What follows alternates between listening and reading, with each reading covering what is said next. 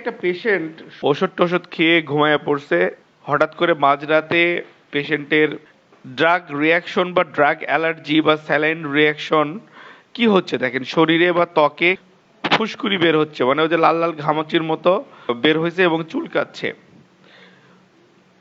চোখ বা ঠোঁটের আশেপাশে ফোলা ফোলা ভাব বা চোখ মুখ ফুলে যাওয়া, তার শ্বাসকষ্ট হওয়া, বমি বমি ভাব বা অস্থিরতা তার মধ্যে দেখা দেওয়া, প্রেশার কমে যাওয়া, এই যে ইস্যুগুলো আছে এগুলোই কিন্তু ড্রাগ রিয়াকশন বা ড্রাগ অ্যালার্জির একটা গুরুত্বপূর্ণ লক্ষণগুলোর মধ্যে, এগুলোই গুরুত্বপূর্ণ লক্ষণ।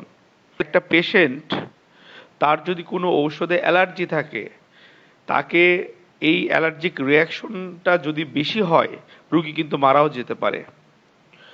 তো প্রথমেই করণীয় হচ্ছে যে রুগীর যে ঔষধে অ্যালার্জি সেটা কিন্তু তাকে মাথায় রাখতে হবে, ভবিষ্যতে ওই গ্রুপের ওষুধ কখনো খাওয়া যাবে না, সারা জীবন মাথায় রাখতে হবে।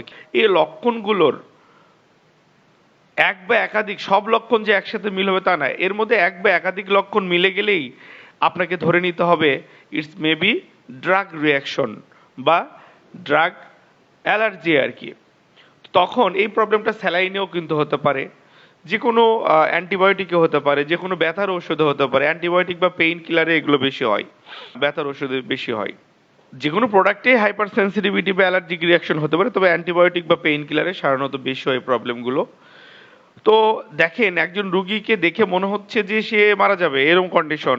কিছু উপদেশ দেখেন, চিকিৎসার শুরুতে যে ঔষধে অ্যালার্জি আছে সেটা বন্ধ করে দিতে হবে, আর কখনো যেন না খায়, এবং বিশেষ প্রয়োজনে দ্রুত হসপিটালাইজড করতে হবে পেশেন্টকে। আপনাদেরকে অসংখ্য ধন্যবাদ করার জন্য।